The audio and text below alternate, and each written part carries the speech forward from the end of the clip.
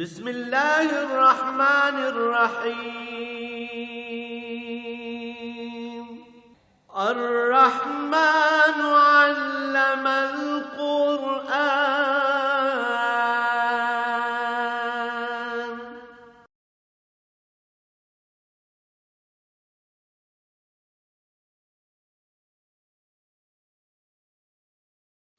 الحمد لله رب العالمين،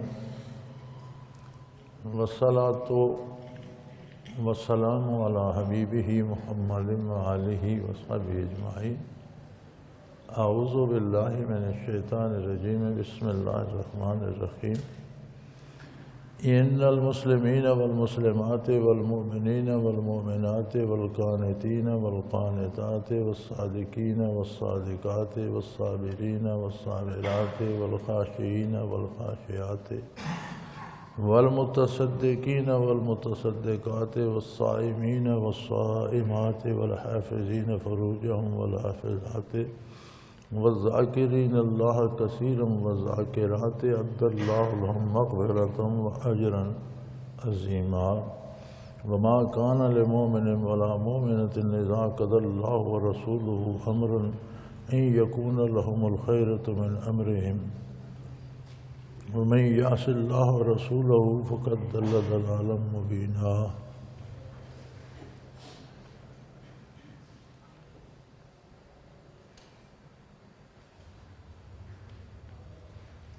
اللهم سبحانك لا علم لنا إلا ما علمتنا إنك أنت العليم الحكيم. رب اشرح لي صدري ويسر لي أمري واحلل عقدة من لساني يفقهوا قولي. رب زدني علما. مولاي صل وسلم دائما أبدا على حبيبك خير الخلق كلهم. یہ آیہ مبارکہ پچھلے جمعے اس پر بات ہو رہی تھی. اس کا ترجمہ اور ایک حد تک تشریح میں نے عرض کر دی تھی. نتائج پر بات نہ ہو سکی، وقت ختم ہو گیا تھا. یہ خوبصورت سی ترتیب اللہ کریم نے بتائی ہے کہ آدمی جب اسلام قبول کرتا ہے، وہ مرد ہو یا عورت، تو اسلام اسے یقین کامل دیتا ہے. والمؤمنین والمؤمنات، یقین رکھنے والے مرد، یقین رکھنے والی عورت. یعنی اسلام کی پہلی خصوصیت یہ ہے کہ اسے توحید باری پر، رسالت آقا انعامدار صلی اللہ علیہ وسلم پر، ضروریات دین پر، آخرت، قیامت، ثواب، عذاب، فرشتے، ضروریات دین، اللہ کے انبیاء، اللہ کی کتابیں، جو کچھ قرآن کریم نے بتایا ہے اس پر اسے ایک یقین کی کیفیت حاصل ہوتی ہے. ایک بات ہم سنتے ہیں، بات سن لی، چلو بات تھی، ہوگا، شاید ایسا ہوگا، نہیں ہوگا، یہ یقین نہیں ہے.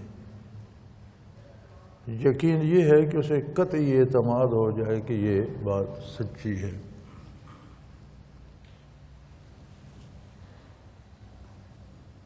والقانتین والقانتات، جسے یقین ہو جاتا ہے پھر وہ اطاعت سے روگردانی نہیں کرتا.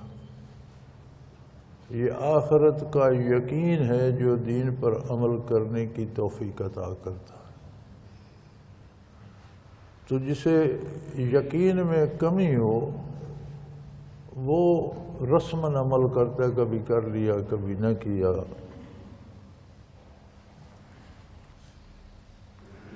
عمل جو ہے اور اطاعت پیغمبر صلی اللہ علیہ وسلم جو ہے، دین پر عمل جو ہے، پھر یہ صداقت عطا کرتا ہے، راست بازی عطا کرتا ہے، گناہ سے رکنے کی توفیق عطا کرتا ہے،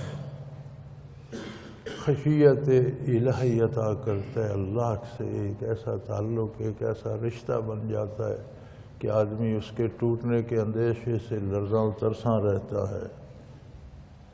اللہ کی راہ میں خرچ کرتا ہے، مال ہو تو مال خرچ کرتا ہے، قوت ہو تو قوت خرچ کرتا ہے، علم ہو تو علم اللہ کی راہ میں بانٹتا ہے، اقتدار ہو تو اسے حق پہ چلاتا ہے. والصائمین والصائمات، ان کی زندگی اس طرح ہو جاتی ہے جس طرح کوئی روزہ دار ہوتا ہے کہ روزے کے سارے آداب کا خیال کرتے ہوئے پیاسا ہو بھوکا ہو لیکن روزہ نہیں توڑتا، زندگی پوری ایک روزہ ایک ترتیب بن جاتی ہے اور عمل شریعت پر عمل نصیب ہوتا ہے، اور انہیں اپنے آبرو کی حفاظت کی توفیق مل جاتی ہے، مرد ہو یا عورتیں ہوں اپنی آبرو کی حفاظت کرتے ہیں، اور جس میں اتنے اوصاف ہوں اسے ذکر دوام کی توفیق مل جاتی ہے، اس کا ذرہ ذرہ وجود کا ذاکر ہو جاتا ہے، مرد ہو یا خاتون جسے ذکر دوام نصیب ہو جائے، اعد اللہ لہم مغفرہ، اللہ نے ان کے لیے بخشش تیار کر رکھی ہے، یعنی یہ سارا کرنے کے باوجود انسان ہے عمل میں کمی ہو جاتی ہے، کبھی خلوص میں کمی بیشی ہو جاتی ہے، کبھی غلطی ہو جاتی ہے، گناہ ہو جاتا ہے، لیکن وہ کوشاں رہتا ہے تو اللہ کریم نے ان خطاؤں کو معاف کرنے کے لیے اپنی رحمت وسیع رکھی ہے۔ اجراً عظیمہ، بخشش بھی ہوگی، اس کے بعد بے پناہ بڑا انعام بھی ہوگا، لیکن یاد رہے اس ساری ترتیب سے گزرتا ہوا بھی جو ذکر کثیر پر پہنچے اس کی شرط یہ ہے کہ وہ تا دم واپسی اللہ پر اعتماد اور اللہ کے نبی صلی اللہ علیہ وسلم کی اطاعت میں پابند رہے۔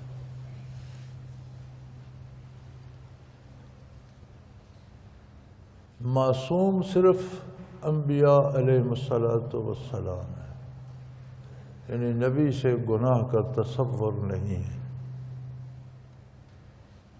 صحابہ کرام رضوان اللہ علیہم اجمعین، تابعین تبع تابعین، خیر القرون کے لوگ یہ محفوظ ہیں، انہیں حفاظت الہیہ نصیب ہے، اللہ کریم ان کی گناہ سے حفاظت فرماتے ہیں۔ معصوم وہ ہستیاں ہیں انبیاء جن سے گناہ کا صدور ممکن نہیں، یہ محفوظ ہیں، ان کی اللہ حفاظت فرماتا ہے، لیکن بتقاضائے بشری اگر خطا کا صدور ہو جائے تو پھر وہ مثالی توبہ بھی کرتے ہیں، یہ بھی توفیق الہی ہے۔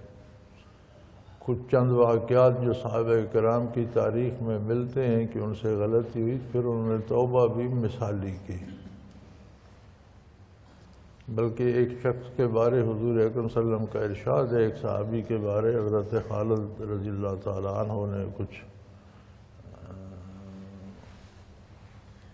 بیزاری کا اظہار کیا تو آپ نے فرمایا اس نے جو توبہ کی ہے اگر یہ ساری امت پر بانٹ دی جائے تو سب کو کافی ہو جائے، او کما قال رسول اللہ صلی اللہ علیہ وسلم۔ بعد کے لوگ اور بالخصوص آج کے لوگ جنہیں ذکر نصیب ہوتا ہے اور پھر ذکر پر انہیں استقامت، پھر یقین، پھر صبر، پھر یہ اطاعت الہی، یہ ساری چیزیں نصیب ہوتی ہیں تو وہ نفس اور شیطان کے ساتھ انہیں زیادہ مقابلہ کرنا پڑتا ہے۔ ایک بات یاد رکھیں، کوئی کتنے بلند منازل کسی کو نصیب ہو جائیں، موت تک، روح کے بدن سے نکلنے تک وہ مکلف ہے اور اس کی ہر کیفیت جانچی جائے۔ یہ نہیں کہ اب اسے اتنے مراقبات ہو گئے یہ جو جی چاہے کرتا پھر۔ ہوتا کیا ہے، ہم نے اکثر دیکھا ہے کہ لوگ مروا دیتے ہیں۔ سب سے بڑی مصیبت دنیا میں نیک لوگوں کے لیے ان کے مرید اور عقیدت مند ہیں، یہ اندھی اطاعت کرتے ہیں، کوئی ایسا کام جس کی شرعاً مجبوری نہ ہو، شرعی حکم نہ ہو، کسی کا نہ مانا جائے۔ آپ نے اپنا جواب خود دینا ہے، آپ اپنا فیصلہ خود کریں، کسی کا کیوں مانتے۔ لیکن یہاں آ کر جب لوگ اندھی عقیدت میں آ جاتے ہیں تو اللہ سے اعتماد بندے کھو بیٹھتے ہیں، وہ روزی کے لیے بھی بندوں کی طرف دیکھنا شروع کر دیتے ہیں کہ کوئی مجھے کتنے پیسے دیتا ہے، یا کوئی اور فریب بنا لیتے ہیں، او جی میں یہ چیزیں بیچ رہا ہوں۔ بھئی آپ کیوں بیچ رہے ہیں میاں؟ آپ اپنا جو ساری زندگی کا اپنا کام کرتے تھے وہ کریں۔ اچھا میں نے لوگوں کو دیکھے وہ طبیب بن جاتے ہیں، اب عقیدت مند ہی ان سے دوائیں لیتے ہیں، اب وہ مرضی کے پیسے چارج کرتے ہیں۔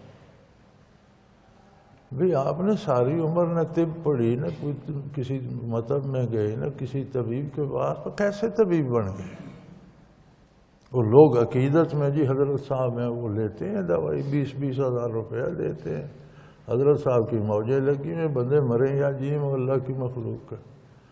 تو یاد رکھیں طبابت کرنے کے لیے طب کا پڑھنا لازمی ہے، اور علماء نے لکھا ہے کہ طب پڑھنے کے بعد کسی حاذق طبیب کے ساتھ کچھ عرصہ رہ کر عملی تجربہ بھی حاصل کرے، اسے نبض دیکھنا آتا ہو، وہ بیماریوں کے ناموں سے، ان کے شناخت سے، ان کی کیفیات سے واقف ہو، وہ دواؤں، جڑی بوٹیوں اور ان کے اثرات سے واقف ہو، اور اس میں استعداد ہو کہ بیماری شناخت کر کے اس کی دواء تجویز کر سکتے ہو۔ اس کے بعد بھی ایک شرط لگاتے ہیں کہ اکثر لوگوں کو اس سے فائدہ ہوتا ہو، کئی خواہ لیکن تھوڑے لوگ نقصان پاتے ہوں، تو اس کے لیے طب جائز ہے، ورنہ شرعی طور پر طبابت حرام ہے۔ جس نے طب پڑھی نہیں اس کے لیے طب کا پیشہ کرنا شرعاً حرام ہے۔ اور اگر اس کی غلطی سے کوئی بندہ مر گیا تو قیامت کو اس سے قتل کی جواب دہی ہوگی، کیونکہ وہ طب جانتا نہیں تھا، اس نے بندے کو قتل کر دیا۔ طبیب جو فاضل ہے، کسی فاضل سے اس نے سیکھا ہے یا کسی درسگاہ سے سیکھا ہے، پھر کسی طبیب کے ساتھ 2-4 سال تجربہ حاصل کیا ہے، اس سے لوگوں کو شفا ہوتی ہے۔ غلطی سے اس سے کوئی بندہ مر جائے تو وہ غلطی شمار ہوگی۔ جس نے سیکھا نہیں، میں شروع کر دوں دوائیں دینا، مجھ سے کوئی مر گیا تو وہ قتل شمار ہوگا۔ لوگ لینا شروع ہو جائیں، جی حضرت صاحب دے رہے ہیں، بھی حضرت صاحب دے کو آگا پیچھا ہوتا ہے کسی چیز کا، کوئی کم از کم کوئی ایسی چیز جس سے کسی کو شفا ہوتی ہو، کچھ اللہ کا خوف۔ پھر اس کا ہوتا یہ ہے کہ یہ ساری محنت ضائع ہو جاتی، وہ مرتے دم تک تو اسی زوم میں رہتا ہے کہ میں بڑا ولی اللہ ہوں۔ جب موت آتی ہے تو پتہ چلتا ہے تمہاری تو امیدیں لوگوں کے ساتھ لگ گئی تھی، تم نے تو دامان الہی چھوڑ دیا تھا، تم تو دامان الوہیت چھوڑ چکے تھے، تم تو چند چکوں کے عوض لوگوں کی طرف دیکھنا شروع ہو گئے، تو تمہارے پلے تو کچھ نہیں، اس وقت پھر کچھ نہیں ہو سکتا۔ بعض لوگ جھاڑ پھونک پر اجر لینا شروع کر دیتے ہیں، 2-4 لکیریں ڈال دیں، تعویذ لکھ دیے، وہ رزق کا ذریعہ بنا لیا۔ بھائی رزق کے ذرائع معروف ہیں، اگر کوئی کسی کو علاج معالجے کے لیے تعویذ لکھ کر دیتا ہے تو شرط یہ ہے کہ وہ تعویذ معلوم عبارت ہو، قرآن کی آیت ہو یا کوئی حضور کا بتایا ہوا طریقہ ہو، اور اس کے معنی آتے ہوں۔ غیر معروف الفاظ جن کے معنی نہیں آتے، یہ جادوگروں کے اور ان کے بنائے ہوئے اور ان میں کفریہ الفاظ ہوتے ہیں، ان کے تعویذ نہیں لکھنے چاہیے۔ کوئی تعویذ دیتا ہے یا دم کرتا ہے تو اس پر اجرت لیتا ہے، اور وہ اجرت جائز ہے، وہ حرام نہیں ہے، لیکن نہ لینا بہت بہتر ہے، اسے ذریعہ معاش نہ بنایا جائے۔ اللہ کے لیے، اللہ کی رضا کی خاطر، لوگوں کی بہتری کی خاطر کسی کو فائدہ ہوتا ہے، اور آپ کو پتہ ہے، سمجھ ہے، اجازت ہے، اس سے کسی کو شفا ہوتی ہے تو دیں، لیکن اس پر اپنی روزی کا بوجھ نہ ڈالیں۔ افضل یہ ہے۔ تیسرے نذرانے لینا شروع کر دیتے ہیں، جی وہ فلاں آیا وہ مٹھائی لایا، فلاں آیا وہ 50,000 روپیہ دے گیا، فلاں آیا وہ اتنے دے گیا۔ یار کیوں روزی اپنی اللہ پر بھروسہ نہیں کرتے؟ سب سے آخری بات سلوک ہو، تصوف ہو، دوام ذکر ہو، مراقبات ہو، منازل ہو، بنیادی بات بھی اعتماد علی اللہ ہے اور آخری بات بھی اعتماد علی اللہ۔ جب اللہ سے اعتماد متزلزل ہوا، لوگوں کی طرف دیکھا تو وہ ساری چیز تباہ ہو گئی، کچھ بھی نہ بچی۔ امیدیں جب لوگوں سے وابستہ ہو گئی تو بات ہی ختم ہو گئی۔ یہ چیزیں بیان نہیں کی جاتی اور کرنی چاہیے بھی نہیں، ورنہ بڑے بڑے دعوے کرنے والوں کے انجام بڑے بڑے عبرتناک ہوئے۔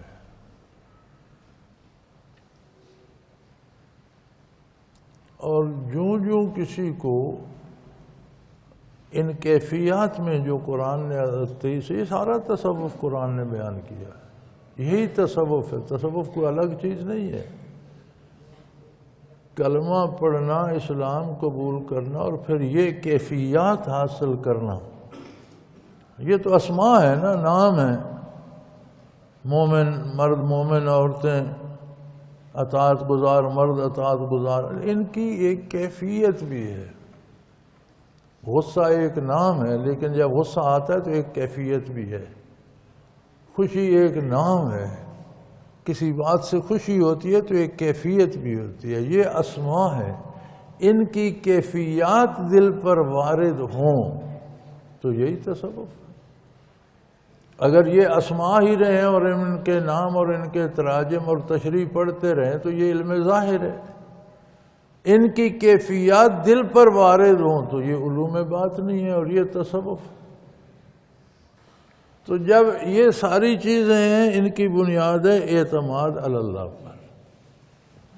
جب آپ کا دال روٹی کا بھروسہ اللہ پر نہ رہا، لوگوں کی جیبوں کی طرف دیکھنے لگ گئے تو بات ختم ہو گئی، ساری بات ختم ہو گئی، باقی بچا ہی کچھ نہیں۔ یہ بنیاد تھی اور یہی اس کا حاصل بھی تھا، چونکہ اعتماد علی اللہ کی کوئی حد نہیں ہے، کوئی ایسی جگہ نہیں کہ آپ کہیں ہم یہاں آئے تو یہاں اللہ کریم بیٹھے تھے، نہیں، اللہ ہر جگہ بھی ہے، لیکن اللہ کو پانا بھی اتنا آسان نہیں ہے۔ وہ ہر جگہ ہے، ہم میں استعداد نہیں کہ اس کے ہر جگہ ہونے کو محسوس کر سکے۔ سورج ہے، اس کی روشنی ہر جگہ ہے، لیکن اندھے کو کیا فرق پڑتا ہے یا نہیں ہے، اس میں دیکھنے کی استعداد نہیں۔ اللہ کریم تو ہر جگہ موجود ہیں، ہم میں یہ شعور نہیں کہ ہم سمجھ سکیں۔ اگر ہم سمجھ سکتے تو ہم اللہ کی نافرمانی اس کے روبرو کیوں کرتے؟ تو بالخصوص ان احباب کے لیے جو تصوف میں محنتیں کرتے ہیں، عمریں لگاتے ہیں، ان کے لیے عرض کر رہا ہوں کہ یہ ذکر کثیر نصیب ہو جائے تو بندہ بری نہیں ہو جاتا بلکہ زیادہ آزمائش میں چلا جاتا ہے۔ ایک عام آدمی کا تھوڑا بہت لالچ کر بھی لے تو شاید معاف ہو جائے، ایسا بندہ کرے گا تو اس کی معافی کی کوئی صورت نظر نہیں آتی۔ اپنی امیدیں اللہ سے وابستہ رکھو، لوگوں کے معاملات میں دخل نہ دو۔ یہ کیا ہے؟ کون ایسا بولے؟ اسے کیا حق حاصل ہے کہ اس کی بیٹی کی شادی ادھر کرا دو، اس کے بیٹے کی؟ تم کون ہوتے ہو؟ تم اپنی اولادوں کے ذمہ دار ہو، کرتے ہو یا نہیں؟ لوگ اپنے ذمہ دار ہیں۔ اور یہ شادیوں والوں نے بھی اندھیرا آنا ہوا ہے، یہ روز کسی نہ کسی کے پلے پڑے ہوں گے، جو آپ فرمائیں گے وہ اگر بس جائے تو کہتے ہیں ہماری اپنی دانش مندی ہے، اور ان کا جھگڑا ہو جائے تو کہتے ہیں فلاں حضرت صاحب نے کہا تھا، وہ جھگڑا اس کے سر پڑ جائے۔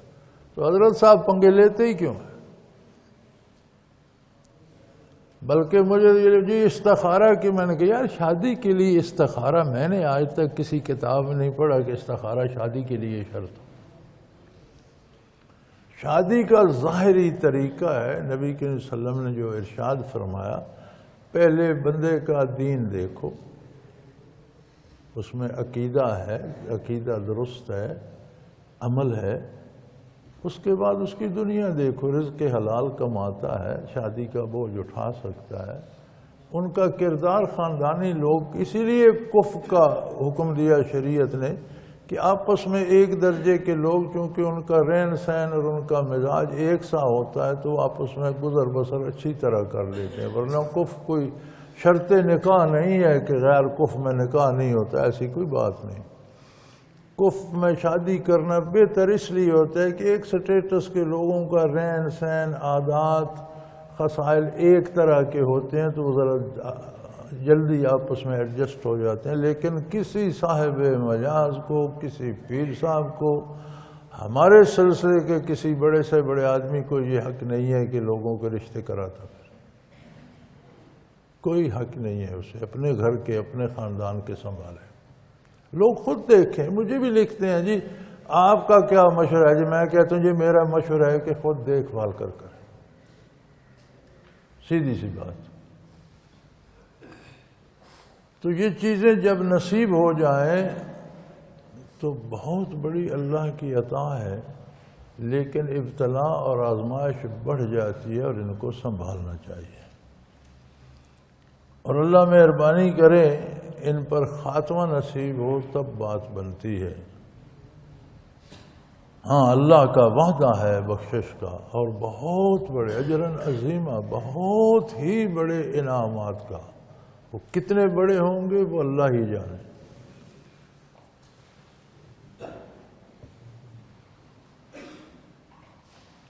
وما كان لمؤمن ولا مؤمنة إذا قضى الله ورسوله أمرا أن يكون لهم الخيرة من أمرهم ومن يعص الله ورسوله فقد ضل ضلالا مبينا۔ اگر اجر عظیم کے مستحق ہو گئے ہیں، اگر بہت سے منازل و مدارج پا لیے ہیں، تو اس کا مطلب ہے کہ ذاتی اختیارات انہوں نے بالکل کھو دیے۔ کسی مومن مرد، کسی مومن عورت کے لیے کوئی گنجائش نہیں ہے کہ اللہ اور اللہ کا رسول کسی بات کا فیصلہ کر دیں تو پھر ان کی پسند و ناپسند کا کوئی سوال پیدا، پھر اطاعت کے سوا چارہ ہی نہیں۔ اس آیہ کریمہ کے نزول کا سبب ہوا حضرت زید رضی اللہ تعالی عنہ، حضور صلی اللہ علیہ وسلم کے آزاد کردہ غلام تھے۔ آپ صلی اللہ علیہ وآلہ وسلم نے قبل بعثت اعلان نبوت سے پہلے عکاظ کے بازار سے حضور نے خریدا اور انہیں آزاد کر دیا اور آزاد کر کے بیٹا بنا لیا۔ تو اہل مکہ انہیں زید بن محمد صلی اللہ علیہ وسلم ہی کہا کرتے تھے۔ عہد جاہلیت میں رواج یہ تھا کہ کسی کو جب کوئی متبنہ بنا لیتا، منہ بیلا بیٹا بنا لیتا، تو پھر وہ حقیقی بیٹے کے سارے حقوق اسے مل جاتے۔ جس طرح حقیقی بیٹے کی محارم ہے کہ وہاں سے نکاح ہو سکتا ہے، فلاں سے نہیں ہو، اسی طرح اس کی محارم بھی بن جاتی ہیں۔ اس کے لیے جو حقوق ہیں کہ جائیداد میں، وراثت میں، وہ سارے حقیقی بیٹے کے حقوق اسے حاصل ہو جاتے، اور اسے جس کا متبنہ تھا اسی کے نام سے بیٹا کہہ کر پکارا جاتا تھا۔ اللہ کریم اس رسم کو مٹانا چاہتے تھے چونکہ یہ بنیادی طور پر صحیح تھی نہیں اور کفر کی رسم تھی۔ تو پہلے تو نبی کریم صلی اللہ علیہ وسلم نے جب وہ جوان ہوئے تو اپنی پھپھی زاد بھائی سے ان کی بہن کا رشتہ مانگا نہیں، فیصلہ کر دیا کہ حضرت زینب رضی اللہ تعالی عنہ کا نکاح زید سے ہوگا۔ اب حضور کی پھپھی زاد بہن تھیں حضرت زینب رضی اللہ عنہ، ان کا بھائی قریش کے اعلیٰ خاندان سے تھے اور روسائے مکہ میں سے تھے اور بڑے خاندان کے تھے۔ حضرت زید پھر بھی آزاد کردہ غلام تھے، کہاں ایک مکے کا اعلیٰ خاندان، کہاں ایک مکئی میں مکرمہ میں رہنے والا ایک آزاد کردہ غلام۔ لیکن یہ جو منازل انہوں نے طے کی تھیں جو قرآن نے بتائی ہیں، ان کا تقاضا یہ تھا کہ ارشاد نبوی سے سر منہ انحراف نہ کیا جائے۔ دو باتیں ہیں،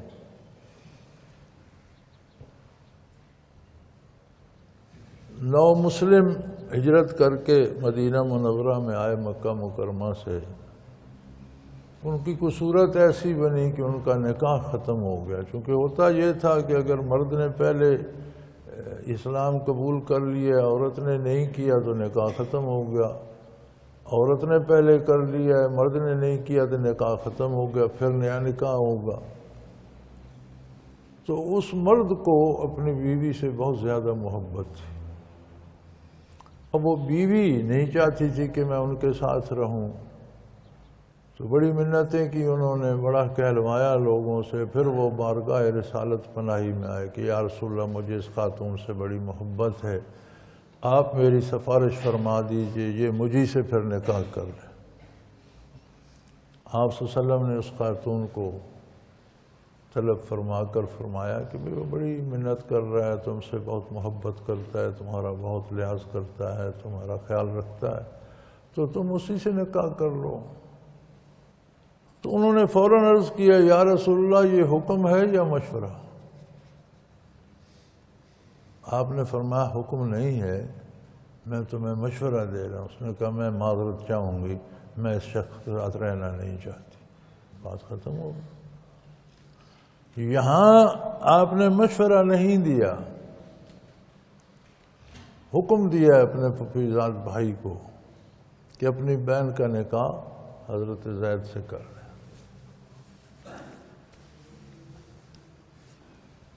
مفسرین کرام نے لکھا ہے کہ اللہ کریم نے حضور کو بتا دیا تھا، اور حضور من جانب اللہ یہ جانتے تھے کہ یہ شادی کا انجام کیا ہوگا، اور بڑا مشکل کام تھا کہ عملی طور پر اس رسم کو مٹایا جائے، اور خود حضور اکرم اس کے خلاف صلی اللہ علیہ وسلم عمل کر کے دکھائیں۔ چنانچہ وہ نکاح ہو گیا، لیکن ایک قانون بن گیا، ما کان لمومن ولا مومنہ، کسی مومن مرد کسی مومن عورت کے لیے کوئی گنجائش نہیں ہے کہ اللہ اور اللہ کا رسول جو حکم دیں اس سے سر منہ انحراف کرے، کوئی گنجائش نہیں۔ یہ حکم ایک یہ نہیں ہے کہ حضور نے نکاح کا حکم دے دیا، جتنے احکام اللہ اور اللہ کے رسول کے ہیں ان سے انحراف کرنے کا کوئی رائی برابر بھی گنجائش نہیں ہے۔ وہ نماز ہو، روزہ ہو، نیکی ہو، وہ جھوٹ بولنے سے بچنا ہو، وہ سچ کہنا، جتنے احکام شرعی ہیں یہ اللہ اور اللہ کے رسول کے احکام ہیں۔ تقاضا ایمان کا یہ ہے کہ وہ بلا چنو چراں صدق دل سے، دل میں بھی برا نہیں سمجھے گا، خلوص دل سے ان پر عمل کرے گا اور اسے اچھا سمجھے گا۔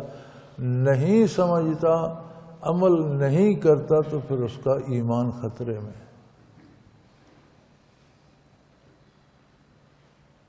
کسی مومن ایماندار مرد اور کسی ایماندار عورت کے لیے جب اللہ اور اس کا رسول، اللہ جل شانہ کا فیصلہ وہی ہے جو رسول اللہ صلی اللہ علیہ وسلم ارشاد فرماتے ہیں، کسی بات کے بارے طے کر دیں، فیصلہ کر دیں، تو پھر ان کے پاس کوئی گنجائش نہیں ہے کہ وہ سر منہ بھی چوں چراں کریں۔ وَمَن يَعْصِ اللَّهَ وَرَسُولَهُ فَقَدْ ضَلَّ ضَلَالًا مُبِينًا، اگر کسی نے اللہ اور اس کے رسول صلی اللہ علیہ وسلم کی نافرمانی کی تو بہت دور دراز گمراہی میں جا پڑا۔ اب پہلے یہ سارے مدارج لکھے ہوئے تھے کہ اسلام لاتا ہے، ایمان لاتا ہے، سچا ہوتا ہے، صبر کرتا ہے، روزے رکھتا ہے، آبرو کی حفاظت کرتا ہے، پھر اسے دامن ذکر نصیب ہو جاتا ہے۔ لیکن اگر اس کی امیدیں بارگاہ رسالت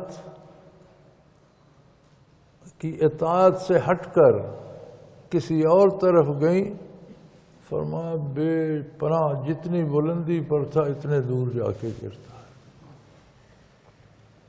کوئی 3 فٹ سے گرتا ہے تو چوٹ نہیں لگتی، کوئی 10 فٹ سے گرتا ہے تو ٹانگ بازو ٹوٹ جاتا ہے، کوئی 20-30 فٹ سے گرے گا تو شاید مر جائے گا۔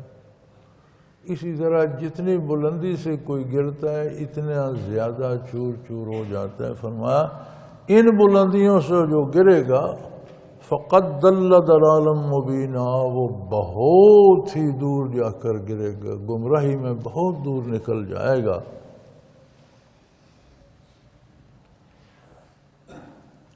اب وہ نکاح ہو تو گیا، کچھ عرصہ نباہ بھی ہوا، لیکن نباہ مشکل ہو گیا۔ حضرت زینب رضی اللہ عنہ کا اپنا مزاج تھا، خاندانی مزاج تھا، اپنی سوچ تھی۔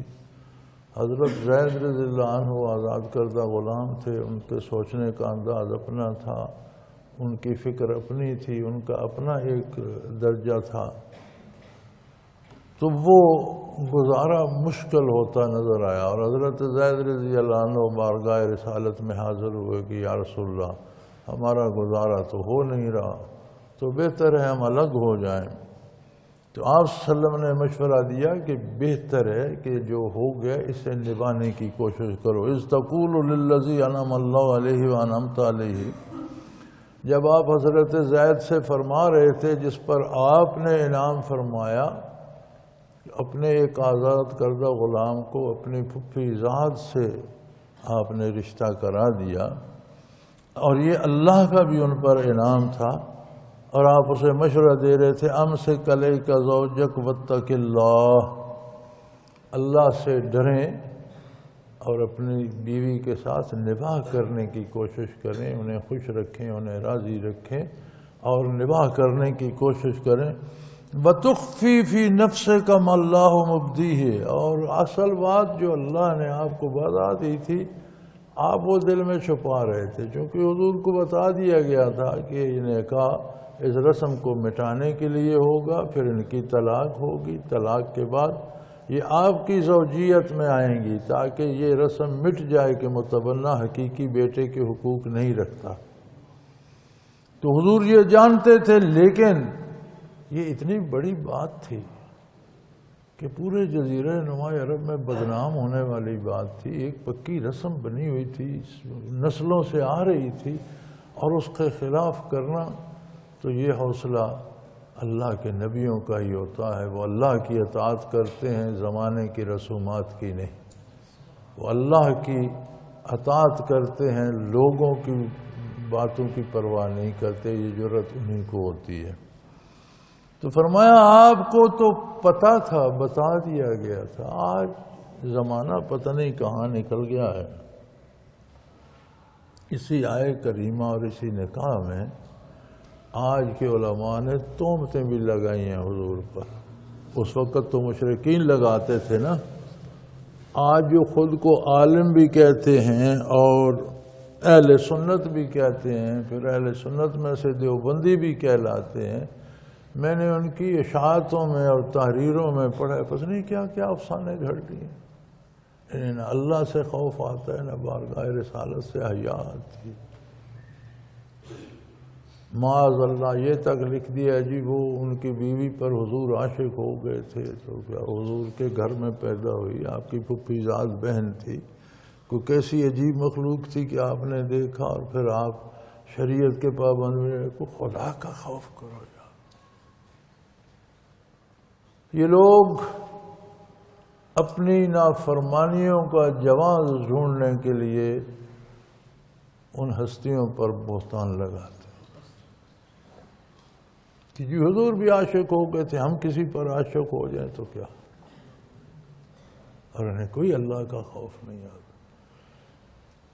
نبی کسی خواہش کی کبھی کوئی پرواہ نہیں کرتا، ہر نبی میں یہ خصوصیت ہوتی ہے کہ وہ خواہشات کی نہیں اللہ کی اطاعت کرتے۔ نبی اور غیر نبی میں فرق کیا ہے؟ غیر نبی خواہشات کے سامنے کبھی سرنڈر کر بیٹھتے ہیں، نبی کبھی ایسا نہیں کرتا۔ اسی لیے نبی کو معصوم کہتے ہیں کہ اس سے خطا کا امکان ہی نہیں۔ تو اگر آج کے برائے نام علماء اور بڑی بڑی تحریریں چھاپنے والے لوگ یہ بکواس کرتے ہیں، میں تو اسے بکواس ہی کہوں گا، لفظ تو اچھا نہیں ہے، لیکن اس سے ہلکا کوئی لفظ اس کے لیے استعمال نہیں ہو سکتا۔ تو اس زمانے کے مشرکین و کفار نے کیا طوفان اٹھایا؟ وہ تو تھے ہی حضور کے خلاف، وہ تو الزام ڈھونڈنے کی اس ٹوئی میں لگے رہتے تھے، تو کیا طوفان اٹھا ہوگا؟ امسک علیک زوجک، آپ مشورہ تو دے رہے ہیں، واتق اللہ، اللہ سے ڈرو۔ جب نکاح ہو جاتا ہے تو یہ ایک دوسرے پر اللہ کے نام پر حلال ہو جاتے ہیں۔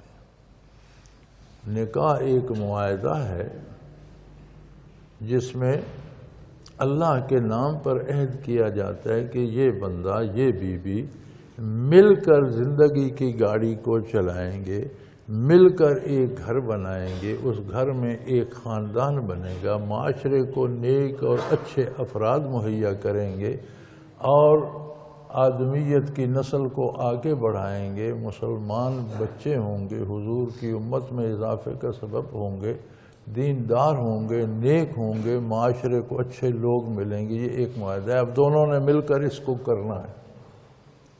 ہوتا کیا ہے، جب نکاح ہو جاتا ہے تو پھر سرداری پہ جھگڑا ہوتا ہے۔ میاں کہتے ہیں میرا حکم مانا جائے گا، بیوی کہتی ہے میرا مانا جائے گا، جو تم کہو گے میں اس کے الٹ کہوں گی، جو میں کہوں گی تم اس کے الٹ کہو۔ ایک تماشا بن جاتا ہے، نکاح کے دوسرے دن سے جھگڑا شروع ہوتا ہے اور لبے گور تک بڑھتا چلا جاتا ہے۔ حضور نے، اللہ نے حکم دیا کہ آپ انہیں فرما رہے تھے واتق اللہ، نکاح کے معاملے میں اللہ سے ڈرو، تم ایک دوسرے پر اللہ کے نام پر حلال ہوئے تھے، اس نام کی عظمت کی لاج رکھو، ایک دوسرے کو برداشت کرو۔ غلطی ہو جاتی ہے بندے سے، کیا ہوا، غلطی ہو گئی، برداشت کرو۔ اگر بیوی جھگڑا کرتی ہے تو مرد جھگڑا نہ کرے، مرد جھگڑالو ہے تو بیوی چپ ہو جائے، تو تالی دونوں ہاتھوں سے بجتی ہے، دونوں جھگڑا کریں گے تو جھگڑا ہوگا، ایک بھی دو سے چپ ہو جائے تو جھگڑا نہیں ہوتا۔ مجھے یاد ہے حضرت حافظ صاحب رحمۃ اللہ علیہ کے پاس ایک بندہ آیا، جی میرا اور بیوی کا بڑا جھگڑا ہوتا ہے، اس کے لیے مجھے کوئی تعویذ دے۔ حافظ صاحب نے ایک کوئی تعویذ اس پہ کچھ لکھا یا نہیں، کیا پتہ انہوں نے کیا لکھا، لپیٹ لپاٹ کے بند کر کے اسے دے دیا کہ اس پر پلاسٹک چڑھا لو، جب تمہارا جھگڑا ہو تو اسے دانت کے نیچے دبا لینا۔ لے کے چلا گیا۔ میں نے پوچھا کہ حضرت یہ کون سا تعویذ ہے دانت سے؟ انہوں نے کہا یار دانت کے نیچے دبائے گا تو اس کا منہ تو بند ہو جائے گا، تو جب یہ چپ کر جائے گا تو وہ بھی خاموش ہو جائے گی، جھگڑا ختم ہو کہ جھگڑا تو دونوں طرف سے ہوتا ہے، تو کم از کم یہ دانت کے نیچے دبائے گا تو اس کا منہ تو بند ہو جائے گا، تو وہ بھی دو چار بکواس کر کے چپ کر جائے گی۔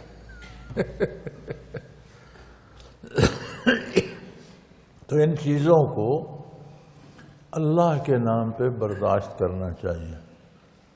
آگے ارشاد ہوتا ہے وَتُخْفِي فِي نَفْسِكَ مَا اللَّهُ مُبْدِيهِ، آپ جس بات کو اپنے دل میں چھپائے رکھنا چاہتے ہیں اللہ اس کو ظاہر فرمائیں گے۔ یعنی آپ کو اللہ کریم نے بتلا دیا تھا کہ یہ شادی اس رسم کو مٹانے کے لیے ہوگی، پھر آپ کے قلب اختر میں خود بھی یہ خیال تھا کہ میں نے اپنی پھوپھی ذات سے زیادتی کی ہے، ایک آزاد کردہ غلام سے نکاح کر کے، اگر وہ اس کے معیار پر پورا نہیں اترا، ان کا گزارا نہیں ہو سکا، تو اس کا کفارہ یہ ہے کہ اسے امہات المومنین میں داخل کر دیا جائے، تاکہ سب کا کفارہ ہو جائے، ان کی تالیف قلب بھی ہو جائے، ان کو وہ درجات اور وہ مقامات بھی نصیب ہو جائیں۔ واللہ مبدیہ، اللہ اس بات کو ظاہر کریں۔ وتخشى الناس، آپ کو تو لوگوں کے طعنوں کی فکر تھی کہ لوگ بہت شور کریں گے، بہت طعنے ماریں گے۔ واللہ حق ان تخشاہ، لیکن یہ حق اللہ کا ہے۔ لوگ کریں گے باتیں، کریں گے باتیں، چپ ہو جائیں گی، کیا ہوگا؟ یہ کیفیت اللہ سے ہونی چاہیے کہ اللہ کریم خفا نہ ہو۔ فلما قضا زید منہا وطرا، جب حضرت زید نے انہیں طلاق دے دی، ان سے علادگی اختیار کر لی، زوجنا کہا، ہم نے ان کا نکاح آپ سے کر دیا۔ یہ حضرت زینب رضی اللہ تعالی عنہ کی خصوصیت ہے کہ ان کا نکاح اللہ کریم نے نبی صلی اللہ علیہ وسلم سے کر دیا۔ زوجناک، ہم نے ان کا نکاح آپ صلی اللہ علیہ وسلم سے کر دیا۔ اور ام المومنین حضرت زینب رضی اللہ تعالی عنہ کی خصوصیات میں سے، کرامات میں سے، ان کے مقامات میں یہ بات بھی جلو حروف میں ہے کہ ان کا نکاح اللہ کریم نے کر دیا تھا۔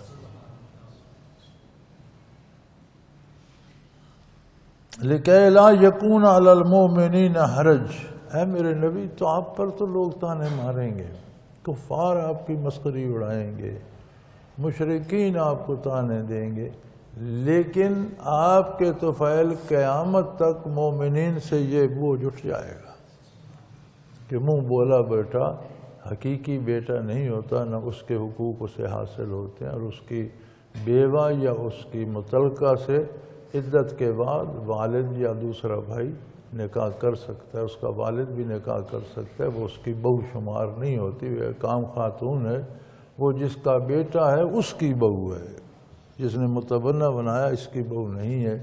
تو قیامت تک یہ بوجھ مسلمانوں سے اٹھ جائے گا۔ اللہ کے نبی نے تو تانے سہے کہ ہم سے بوجھ اٹھ جائے، اور ہم حضور کی سنت اس لیے چھوڑ دیتے ہیں کہ ناک کٹ جائے گی، لوگ کیا کہیں گے، یہ کام سنت کے مطابق کروں گا تو ناک کٹ جائے گی، وہ ناک تو اڑی رہ جاتی ہے، اتباع رسالت چھوٹ جاتا ہے۔ اللہ اللہ اللہ واللہ حق ان تخشاہ، یہ مقام اللہ کا ہے صرف کہ اس کی ناراضگی سے ڈرا جائے، کسی بات کو وہ ناپسند نہ فرما لے، اس بات سے ڈرا جائے، یہ حق اللہ کا ہے۔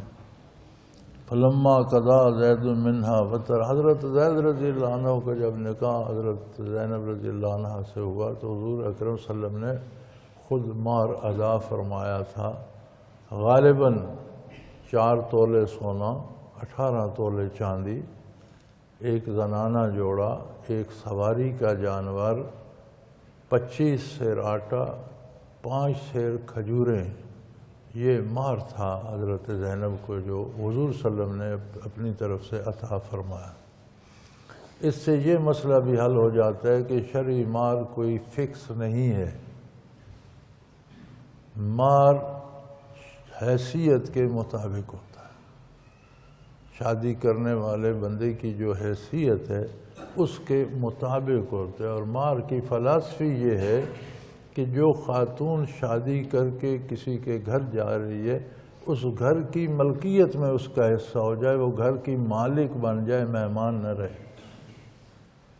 اب تو باقی کاموں میں تو کسی کو شریعت نظر نہیں آتی، اور جب نکاح ہوتا ہے تو مہر شرعی ہوگا، شرعی کتنا ہے؟ 32.5 روپے۔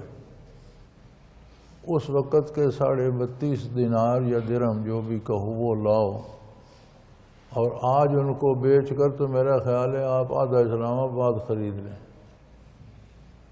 وہ تو سونے کے ہوتے تھے سکے، جو آج انہیں بیچا جائے تو ان کی قیمت کہاں جاتی ہے؟ یہاں سب کہتے ہیں جی حق مہر شرعی حق مہر یہ ہے کہ جو خاندان بیاہ کر لے جا رہا ہے اس کی حیثیت کے مطابق، غریب ہے تو غریب کے مطابق ہو، امیر ہے تو امیر کے مطابق ہو۔ اور علماء نے ایک اندازہ مقرر کیا ہے کہ اگر اس خاتون کو اس مہر پہ گزارا کرنا پڑے تو کم از کم اس کے 1 مہینے کے سارے اخراجات اس کے سٹیٹس کے مطابق پورے کرتا ہو۔ لہذا مہر شرعی کوئی مقرر نہیں ہے، نہ 2 آنے، نہ 4 آنے، نہ 10 روپے، نہ 10,000 روپے۔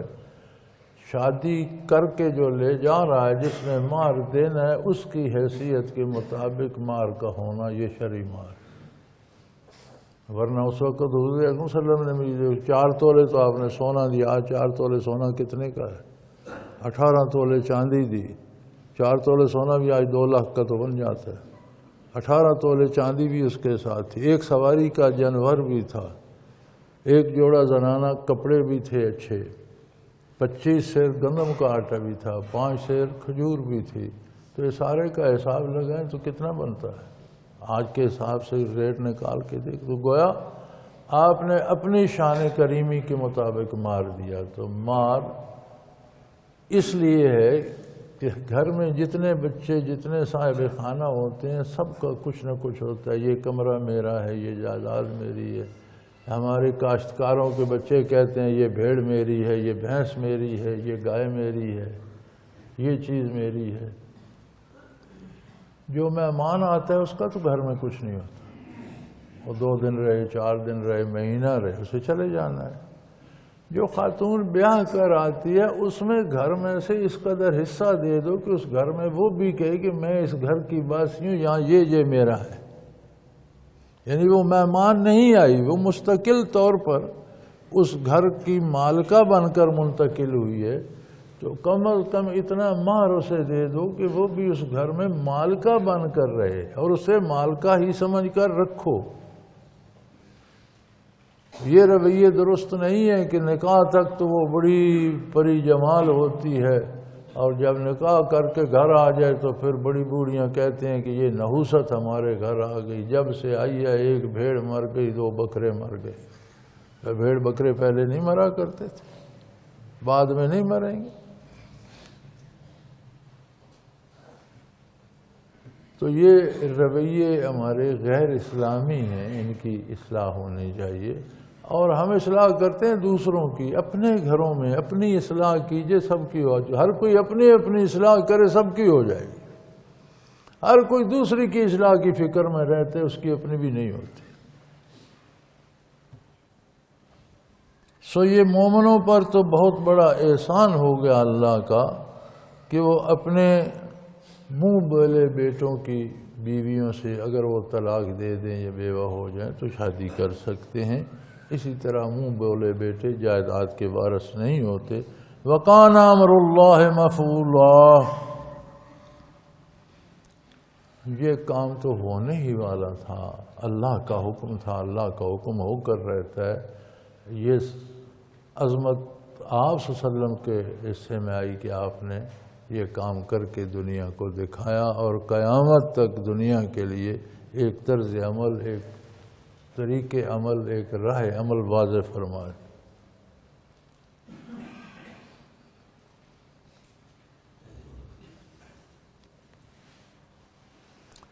ما كان على النبي من حرج فيما فرض الله له سنة الله في الذين خلوا من قبل وكان أمر الله قدرا مقدورا.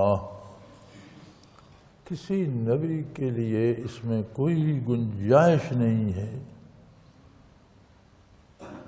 کہ جو بات اللہ نے تکویناً یا تشریعاً فرض فرما دی ہے، اللہ کے حکم سے ایسا ہونا ہی ہے. یہ تکوین ہے کہ بغیر بندے کے، بغیر اسباب کے اللہ کی طرف سے ایسا ہونا مقرر ہے، وہ ہوگا. یا تشریعاً اللہ نے ایک کام کرنے کا حکم دے دیا، ایسا کرنا پڑے گا. نبی اس پر بہرحال عمل فرماتا ہے اور نبی پر اس بات پر کوئی الزام نہیں دیا جا سکتا. یہ امر بھی اللہ کی طرف سے طے شدہ تھا. یہ متبنہ کے جو ناجائز طریقے تھے انہیں اللہ نے ختم کرنا تھا. حضور صلی اللہ علیہ وسلم نے اس پر عمل کیا اور وہ ختم ہو گئے. اب لوگ خوش ہوں یا ناراض اس کی نبی کو کوئی پرواہ نہیں ہے. نبی اللہ کی رضا کا طالب ہوتا ہے، لوگوں کی شاباش کا نہیں. وَقَانَ أَمْرُ اللَّهِ قَدْرًا مَقْدُورًا، اللہ کا تجویز کیا ہوا جو کام ہوتا ہے وہ ہو کر رہتا ہے. یہاں 2 راہیں بن جاتی ہیں. امر اللہ قدرًا مقدورا، اللہ کا تجویز کیا ہوا کام ہو کر رہتا ہے. یہاں زندگی کی 2 راہیں بن جاتی ہیں. ایک ہوتا ہے کہ بندہ خود تجویز کرے، حالانکہ تجویز کرنے کا حق اللہ کو ہے. مخلوق اس کی ہے، کائنات اس کی ہے، جو وہ چاہے وہ فیصلہ کرے. ہم چاہتے ہیں میں فیصلہ کروں، تو ہمارا طرز حیات ہوتا ہے تجویز. ہم خود تجویز کرتے ہیں کہ یہ کام ایسے ہونا چاہیے. عموماً وہ ویسا نہیں ہوتا. ہم ساری زندگی پریشان رہتے، ساری زندگی پریشان. شکوہ کیا ہوتا ہے؟ جی مجھے اللہ نے کیا دیا، مجھے اللہ نے مجھ پر کون سا. ساری زندگی میں تو بیماریوں میں مبتلا رہا، مقروض ہو گیا، بھوکا رہا، فلاں مصیب، میرا باپ مر گیا، میری ماں مر گئی، میرا فلاں دوست مر گیا، مجھے گھر سے نکلنا پڑا، میں پردیس چلا گیا. یہ ساری شکایتیں ہمارے دامن میں رہ جاتی ہیں اور اللہ کا شکر بھی ادا نہیں کر سکتے. یہ ہے زندگی کو تجویز کر کے گزارنا. یہ طریقے تجویز ہے. دوسرا طریقہ ہے طریقے تفویض، جس کا یہاں حکم دیا جا رہا ہے کہ اللہ نے جو فرمایا وہ ہوگا، لہذا تم اپنے امور اللہ کے سپرد کر دو، سوکھے رہو گے. طریقے تفویض یعنی اللہ کے سپرد کر دینا، اللہ کی طرف سے جو آئے اسے خوشی خوشی برداشت کر لینا. اس میں تکلیف کو نہیں. مفلسی آئے یا امارت آ جائے، دولت ہو یا نہ ہو، کام ہو یا نہ ہو، صحت ہو یا نہ ہو، ہر حال میں بندہ سوکھا رہتا ہے، خوش باش رہتا ہے، اللہ کا شکر ادا کرتا ہے. وہ سمجھتا ہے کہ یہ اللہ کی طرف سے ہونا ہے، یہ ہو رہا ہے. الحمدللہ اللہ مجھے اپنی ذات پر بھروسہ عطا فرمائے، ایمان پر قائم رکھے، اعمال کی توفیق عطا کرے. تو یہ کائنات میں جو ہونا ہے ہونا ہے. مرنے والے نے مرنا ہے، پیدا ہونے والے نے پیدا ہونا ہے. ہر چیز اپنے وقت پر ہونی ہے. تو اس پہ راضی رہنا سیکھ لے تو آسان ترین زندگی ہو جاتی ہے. یہ دو طریقے ہیں، طریقے تجویز اور طریقے تفویض. تجویز کرنا اللہ کا حق ہے، جو وہ چاہے ویسا ہو کے رہتا ہے. بندے کا کام ہے اللہ کے سپرد کر دینا. تفویض کہتے ہیں سپرد کر دینے. طریقے تفویض زندگی کا آسان ترین راستہ ہے. الذین یبلغون رسالات اللہ ویخشونہ ولا یخشون احدا الا اللہ کفی باللہ حسیبا. انبیاء علیہ الصلوۃ والسلام کی یہ شان ہوتی ہے کہ وہ اللہ کی بات بندوں تک پہنچاتے ہیں. نبی اللہ کے ہر نبی کا علیہ السلام، اللہ کے ہر نبی کا تعلق ایک طرف اللہ سے جڑا ہوتا ہے، دوسری طرف مخلوق سے. مخلوق میں یہ استعداد نہیں کہ ہر مخلوق خود بخود اللہ سے تعلق قائم کر لے. اللہ کی ذات بہت عظیم ہے، مخلوق بہت ادنا ہے، بہت نیچے ہے، براہ راست تعلق پیدا نہیں کر سکتی. نبی واحد وہ واسطہ اور ذریعہ ہوتا ہے کہ جس کا ایک طرف تعلق اللہ سے ہوتا ہے، دوسری طرف مخلوق سے ہوتا ہے. اللہ سے لیتا ہے، مخلوق کو عطا فرماتا ہے. یبلغون رسالات اللہ، منصب نبوت یہ ہوتا ہے کہ اللہ کے احکام، اللہ کی مرضیات، اللہ کا دین اللہ سے لیتا ہے اور مخلوق کو پہنچا دیتا ہے. وَيَخْشَوْنَهُ وَلَا يَخْشَوْنَ أَحَدًا إِلَّا اللَّهُ. اور انبیاء علیہ السلام صرف اللہ سے ڈرتے ہیں کہ اس کی اطاعت، اس کے پیغام کو پہنچانے میں کوئی کمی نہ ہو. باقی اللہ کے سوا انہیں کسی کی کوئی پرواہ نہیں. کوئی کہتا ہے ہم قتل کر دیں گے، قتل ہو جاتے ہیں، شہید ہو جاتے ہیں. کوئی تانے دیتا ہے، کوئی مہنے دیتا ہے، کوئی ایذائیں دیتا ہے. جو بھی ہو جائے ان کی نظر اللہ کی رضا پہ ہوتی ہے. مخلوق سے ڈرنے کا سوال ہی پیدا نہیں ہوتا. اور اللہ مخلوق کو دکھاتے بھی. اب یہی ہجرت کا معاملہ دیکھ لو. مسلمانوں کو جب بہت تنگی ہوئی مکہ مکرمہ میں، انصار مدینہ نے عرض کی کہ مدینہ آ جائیں. اصحاب نے جانا شروع کیا.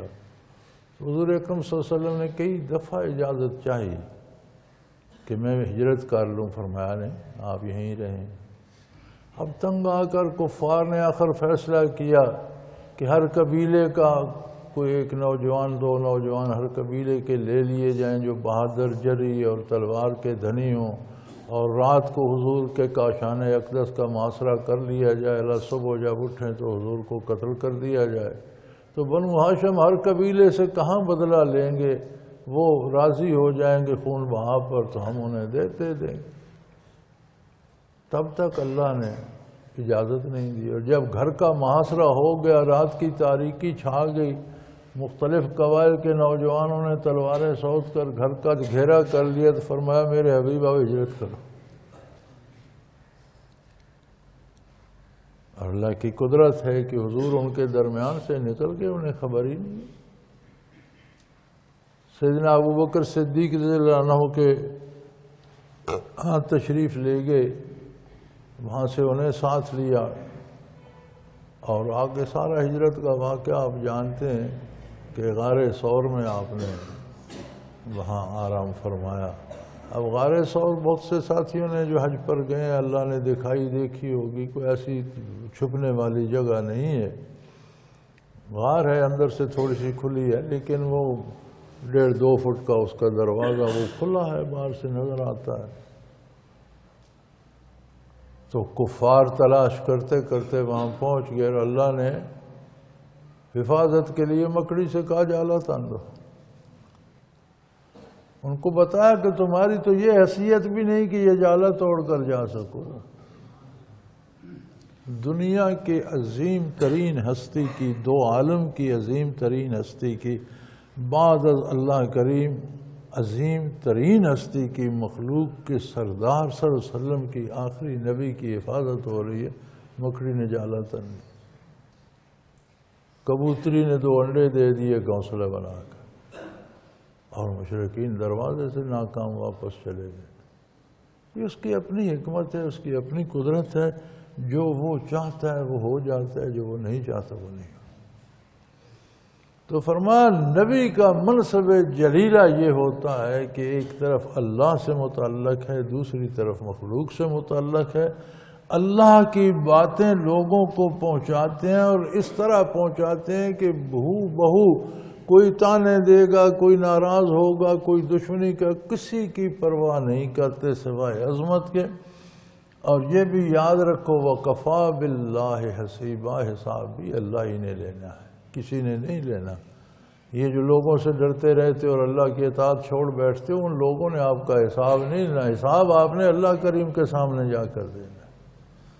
اور یہ جو کہتے ہیں جی یہ اس سنت پر عمل ہوگا تو معاشرہ کیا کہے گا اور لوگ کیا کہیں گے اور برادری کیا، نہ برادری نے آپ کا حساب لینا ہے، نہ معاشرے نے لینا ہے، نہ لوگوں نے لینا ہے، آپ نے جواب دینا ہے اس کی عظیم بارگاہ میں۔ ما کان محمد ابا احد من رجالکم صلی اللہ علیہ وآلہ وسلم، فرما حضرت محمد صلی اللہ علیہ وآلہ وسلم کی کوئی نرینہ اولاد نہیں ہے، آپ میں سے مردوں کے باپ نہیں ہیں، جو آپ کے بچے ہوئے وہ بچپن میں ہی اللہ کے پاس چلے گئے، اور کوئی ان میں سے بلوغت کو نہیں پہنچے، یعنی آپ مردوں میں سے کسی کے باپ نہیں ہیں۔ آپ کے فرزندان ارجمند بچپن میں وفات پا گئے، اور آپ مردوں میں سے کسی کے باپ نہیں ہیں، یعنی وہ جو آپ کے بچے تھے اللہ کی کروڑوں کروڑوں رحمتیں ہیں ان پر، اور وہ بچپن میں ہی وصال فرما گئے تھے، ان میں سے کوئی مرد نہیں بنا، جوان نہیں ہوا، لہذا حضرت محمد صلی اللہ علیہ وسلم یہاں اللہ نے آپ کا نام نامی لے کر متعین کر دیا کہ آپ صلی اللہ علیہ وسلم مردوں میں سے کسی کے باپ نہیں ہیں۔ ہاں آپ کی عظمت یہ ہے کہ آپ اللہ کے رسول ہیں، آپ عام مرد نہیں ہیں، عام باپ نہیں ہیں، عام انسان نہیں ہیں، آپ اللہ کے رسول ہیں، اور رسول بھی وہ جن پر آ کر نبوت و رسالت تمام ہو گئی، خاتم النبیین، سلسلہ نبوت کو ختم کرنے والے۔ اس کی تشریح مشکات شریف کی ایک حدیث میں نبی کریم صلی اللہ علیہ وسلم نے خود فرمائی کہ ایک بہت خوبصورت عمارت ہے، حدیث کا مفہوم ہے کہ ایک بہت خوبصورت عمارت ہے، کوئی دیکھنے والا اس کے گرد گھومتا ہے تو اس میں ایک سل کی جگہ ایک کونے میں یا دیوار میں خالی ہے، تو بہت خوبصورت ہے، لیکن کہتا ہے یار ایک جگہ خالی ہے۔ فرمایا مجھے بھیج کر اللہ کریم نے، میں وہ سل ہوں، آنا تلک اللبنہ تھا، میں وہ سل ہوں جسے اللہ نے وہاں لگا دیا اور وہ عمارت نبوت کی جو تھی وہ مکمل ہو گئی۔ اب اس کے بعد کسی نبوت کی کوئی گنجائش باقی نہ رہی۔ حضور اکرم کے بعد بے شمار لوگوں نے دعویٰ نبوت کیے اور ابھی تک کرتے جا رہے ہیں، لیکن سب جھوٹ ہے۔ بلکہ امام ابو حنیفہ رحمۃ اللہ علیہ کا مسلک یہ ہے کہ اس جھوٹے کذاب نبیوں سے اگر کوئی یہ دلیل پوچھے کہ تمہاری نبوت کی دلیل کیا ہے تو وہ بھی کافر ہے، کیونکہ کسی دلیل پوچھنے کی ضرورت ہی نہیں۔ جب حضور نے طے کر دیا، فرما دیا کہ میرے بعد کوئی نبی نہیں ہوگا، تو ایک ہمارا آج کل کا جو ایک علمی حلقہ ہے، خود کو بڑا عالم سمجھتے ہیں، حالانکہ ان کا علم محض جہالت، تو وہ ایک دلیل بناتے ہیں کہ مخلوق کی ہدایت کے لیے اگر نبی آتے رہیں تو کیا حرج ہے، نیکی ہی بتاتے ہیں، بھلائی ہی بتاتے ہیں۔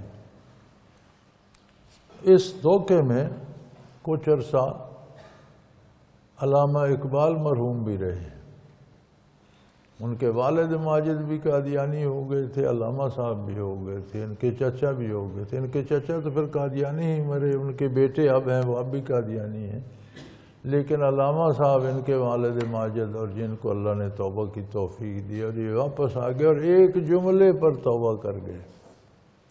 سید انور شاہ کشمیری رحمۃ اللہ تعالی علیہ سے رابطہ رکھتے تھے، وہ نابغہ روزگار ہستی تھی، متقدمین کی مثال تھے، جو علمی طور پر مسائل کے پوچھنے میں، مشورے میں علامہ مرحوم کی طرف رجوع کیا کرتے۔ تو یہ بات بھی ان کی خدمت میں عرض کی کہ شاہ جی یہ نبوت اگر کوئی نبی آتے رہیں تو لوگوں کی اصلاح ہی ہوگی، اور یہ مرزا صاحب بھی باتیں تو بڑی اچھی بتاتے ہیں اور ان کے لوگ بڑی سختی سے اس پہ کاربند بھی ہیں، تو نمازیں بھی باقاعدگی سے پڑھتے ہیں، روزے بھی باقاعدگی سے، جو مرزا حکم دیتے ہیں اس پہ جان لڑا دیتے ہیں۔ شاہ صاحب نے بڑا مختصر سا جواب دیا، انہوں نے کہا جی ڈاکٹر صاحب کسی اور کو نبی ماننے سے محمد الرسول اللہ علیہ وسلم کی خصوصیت ختم ہو جائے گی، پھر جیسے اور نبی آئے گزر گئے، حضور بھی آئے گزر گئے، پیچھے اور بھی آ رہے ہیں، آپ کی جو خصوصیت ہے جو اللہ نے عطا فرمائی ہے خاتم النبیین، سلسلہ نبوت کو آپ نے تمام کر دیا، وہ خصوصیت ختم ہو جائے گی۔ تو علامہ صاحب علمی لوگ تھے، ایک جملے سے بات فلسفے کی تھی، سمجھ گئے کہ پھر تو آپ بے مثال نہیں، بے نظیر مخلوق میں بے مثال نہیں رہیں گے، پھر تو سارے جیسے نبی ہیں ویسے ہو جائیں گے۔ تو اللہ کریم فرماتے ہیں کہ کوئی بھی، اسی لیے میں کہتا ہوں کہ شیخ کو یہ جو لقب آپ دیتے ہیں نا ابا جی تو بابا جی، یہ جائز نہیں ہے۔ آپ کے ابا وہی ہیں جو حقیقی ہیں اور آپ کے بابا جی وہی ہیں جو ہیں۔ نہ اپنے آپ کو دھوکہ دیں نہ شیخ کو دھوکہ دیں، جو رشتہ ہے وہ قائم رکھیں۔ رشتہ یہ ہے شیخ کا مرید کے ساتھ کہ وہ اللہ واللہ کے رسول کی بات اسے پہنچائے، اسے سمجھائے، اسے ترغیب دے، اس سے محنت کرے۔ مرید کا کام ہے اسے قبول کرے، اس پر محنت کرے، ان کیفیات کو حاصل کرنے کی کوشش کرے۔ رشتے جو اللہ نے بنائے ہیں وہی ہیں۔ تو بعض لوگ میرے ساتھ بھی ایسا کرتے ہیں، مجھے بہت ناگوار گزرتا ہے، میں ہر بندے کو جھڑکتا تو نہیں، لیکن مجھے دو چیزیں سخت ناگوار گزرتی ہیں۔ خواہ خواہ جو بابا جی ابا جی کہتے ہیں وہ ناگوار گزرتا ہے، ای میل آتی ہے اس میں بھی ڈیئر فادر لکھتے ہیں، مجھے بہت تکلیف ہوتی ہے۔ خلاف شریعت کام کرنے میں راحت کہاں سے ہے؟ یا پھر بہت بڑھا چڑھا دیں گے، کوئی گھٹنے کو ہاتھ لگا رہے کو، یار اللہ کا خوف کرو، مخلوق ایک سی ہے، ہم سب مخلوق ہیں، آپ بھی مخلوق ہیں، میں بھی مخلوق ہوں۔ احترام و ادب کی حدود ہیں. اپنے سے بڑے کا، اپنے سے زیادہ پڑھے لکھے کا، اپنے بزرگ کا، ہر بزرگ کا احترام کرنا احترام کی حدود و قیود ہے. کسی کے سامنے سجدہ ریز نہیں ہوا جاتا. سجدہ صرف اللہ کا حق ہے. کلی غیر مشروط اطاعت اللہ کے رسول کا اللہ کا حق ہے، اللہ کے رسول کا حق ہے.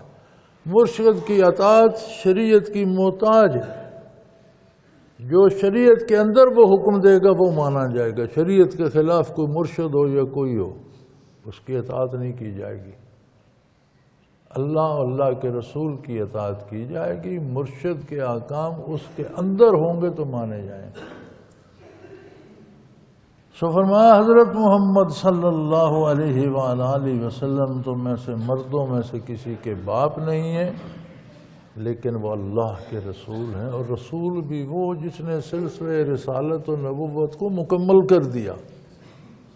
اب ایسا نہیں ہوگا کہ آپ حضور کی کوئی بات قابل عمل نہیں سمجھ رہے تو کوئی اور نبی اور رسول آئے گا تو وہ آپ کو کوئی نیا طریقہ بتا جائے گا. یہ نہیں ہوگا. رسالت قیامت تک ہمیشہ محمد الرسول اللہ صلی اللہ علیہ وسلم ہی کی رہے گی. آج کل تو مسئلے بڑی نزاکتیں اختیار کر گئے اور بڑے عجیب عجیب کام ہوتے ہیں. تمام انبیاء سب پر موت واقع ہوئی، لیکن عام آدمی کی طرح مردہ نہیں ہے. ہر نبی اپنی قبر میں برزخ میں حیات برزخی کے ساتھ زندہ ہے. ان ارواح مبارکہ ان کے وجود ہے مبارک میں موجود ہیں. یہ تو تمام انبیاء کو یہ کمال تو حاصل ہے. حضور اکرم صلی اللہ علیہ وسلم کی خصوصیت یہ ہے کہ آپ نہ صرف برزخ میں روضہ اطہر میں زندہ ہیں، بلکہ آپ صلی اللہ علیہ وسلم کی نبوت کا سورج اسی شان سے چمک رہا ہے جس طرح آپ کی دنیاوی زندگی میں تھا، اور اسی طرح پوری عالم انسانیت کی رہنمائی کر رہا ہے اور قیامت تک کرتا رہے گا. اور اسی طرح جو اطاعت اور اتباع کرے گا وہ اللہ کی رضا پائے گا. جو نافرمانی کرے گا اللہ اس سے پوچھ لیں گے اور اسے جواب دہی، اللہ کی بارگاہ میں اس سے جواب دہی ہوگی. وَقَانَ اللَّهُ بِكُلِّ شَيْءٍ عَلِيمًا. ان سارے بھیدوں، ان سارے رازوں، باتوں کی ان نزاکتوں، ان سب چیزوں سے اللہ کریم خوب واقف ہیں. تم اندازے لگا سکتے ہو یقینی علم اللہ کریم کو ہے، اور یہ آپ کا اختصاص ہے. ابھی کی انبیاء کی بھی نبوتیں چلتی رہیں، کسی کی 100 سال، کسی کی 200 سال، کسی کی 500 سال. میرے خیال ہے عیسیٰ علیہ السلام میں اور حضور نبی صلی اللہ علیہ وسلم میں شاید 500 سال کا فاصلہ ہے. تو 500 سال تک تو نبوت عیسوی ہی رہی، تھوڑی رہی، بہت رہی، جیسی بھی رہی، لیکن دین عیسوی ہی تھا. پھر حضور صلی اللہ علیہ وسلم تشریف لائے. اب فرمایا خاتم النبیین، سلسلہ نبوت کمال کو پہنچ گیا، مکمل ہو گیا، تمام ہو گیا. اب لوگوں کوئی نیا نبی نہیں آئے گا کہ وہ تمہیں کوئی اور طریقہ سکھائے. تمہارے پاس سوائے اتباع محمد الرسول اللہ کے اور کوئی راستہ ہے ہی نہیں، اور نہ قیامت تک ہوگا. تمہیں کوئی چیز پسند ہے یا نہیں، تمہاری پسند پہ فیصلے نہیں ہوں گے. ہر چیز کی حقیقت اللہ وَقَانَ اللَّهُ بِكُلِّ شَيْءٍ عَلِيمًا. ہر چیز کی حقیقت سے اللہ کریم خود واقف ہیں، اور جو احکام اللہ نے دیے، جو احکام اللہ کے رسول صلی اللہ علیہ وسلم نے پہنچائے، جو حضور نے فرما دیا، وہ بھی وہی الہی ہے. قرآن کریم وہی ہے، حدیث پاک بھی وہی الہی ہے. یہ وہی مطلب ہے جس کی تلاوت ہوتی ہے. اس میں الفاظ بھی اللہ کریم کے ہیں، معنی بھی اللہ کریم کے ہیں. وہی غیر مطلب وہ ہے جس میں معانی اللہ کریم کی طرف سے الفاظ محمد الرسول اللہ صلی اللہ علیہ وسلم کے. لیکن وہی بھی وہ حدیث بھی وہی ہے، اور بے شمار احکام حدیث سے اخذ ہوتے ہیں. قرآن نے تو کہہ دیا اقیم الصلاۃ، نماز کو قائم کرو. اب یہ کہاں سے متعین ہوگا کہ نماز کے 5 اوقات کون سے ہیں، نماز کی رکعت کتنی ہے، نماز میں پڑھا کیا جائے گا، کس رکعت میں کتنے سجدے ہوں گے، کتنے رکوع، یہ ساری تفصیل کہاں سے آئی؟ یہ ساری حدیث پاک سے آئی، ساری نبی کریم صلی اللہ علیہ وسلم نے کر کے بتلایا، آپ کے عمل سے بتلایا اور سکھلایا سب کو۔ بے شمار مسائل ہیں جن کی بنیاد قرآن نے اجمالی حکم دے دیا، تفصیل ساری حدیث شریف میں آئی، اس لیے حدیث بھی وہی ہے اور حدیث شریف کا انکار بھی قرآن کے انکار کے برابر ہے۔ تو فرمایا تم ان امور کی باریکیوں کو نہیں جانتے، یہ اللہ کا کام ہے، تمہارا کام اطاعت کرنا، ماننا اور خلوص دل سے، پیار سے، محبت سے اس پر عمل کرنا ہے۔ وآخر دعوانا ان الحمدللہ رب العالمین۔ اللہ اللہ اللہ اللہ اللہ اللہ اللہ اللہ۔ حضرت امیر محمد اکرم آوان مد ظلہ العالی دارالعرفان منارہ ضلع چکوال میں سالہ سال سے قرآن و حدیث کے اوپر خطابات کر رہے ہیں اور سلسلہ نقشبندیہ اویسیہ کے مطابق لوگوں کو ذکر الہی کی تربیت دے رہے ہیں۔ وہ قرآن پاک کی تفسیر ترتیب وار بیان کر رہے ہیں۔ تفسیر قرآن کو وہ موجودہ ملکی اور بین الاقوامی حالات کے مطابق بیان کرتے ہیں۔ موٹر وے سے کلر کہار کے انٹرچینج سے نکلتے ہوئے، کلر کہار کی جھیل سے ہوتے ہوئے میانی، بوچھال اور نور پور سے گزرتے ہوئے دارالعرفان منارہ پہنچ سکتے ہیں۔ حضرت امیر محمد اکرم آوان نے بچیوں اور بچوں کی دینی اور دنیاوی تعلیم کے لیے سقارہ اکیڈمی کے نام سے ایک درسگاہ بھی قائم کی ہے، جس کا افتتاح ملک پاکستان کے صدر جنرل محمد ضیاء الحق نے اپنے دست مبارک سے کیا تھا۔ وہ تمام احباب جو اسلام کی طلب رکھتے ہیں ان سے گزارش ہے کہ دارالعرفان منارہ ضلع چکوال میں امیر محمد اکرم آوان صاحب کے خطابات سے مستفید ہوں۔ وہ ہر جمعے کو نماز سے پہلے بیان فرماتے ہیں۔ ہر ماہ کی پہلی اتوار کو ماہانہ اجتماع ہوتا ہے جس میں آپ خصوصی خطاب فرماتے ہیں اور پاکستان کے چاروں صوبوں سے احباب اس اجتماع میں شرکت کرتے ہیں۔ اس کے علاوہ یہاں سال میں 2 مرکزی اجتماعات بھی ہوتے ہیں، ایک رمضان المبارک میں اعتکاف کا اجتماع اور دوسرا جولائی اور اگست میں 40 دن کا اجتماع ہوتا ہے جس میں روحانی تربیت کی جاتی ہے۔ اپنا خون سیماب دے کر اتنا ہم کر جائیں گے، نام آقا کا چمن میں پھر رقم کر جائیں گے۔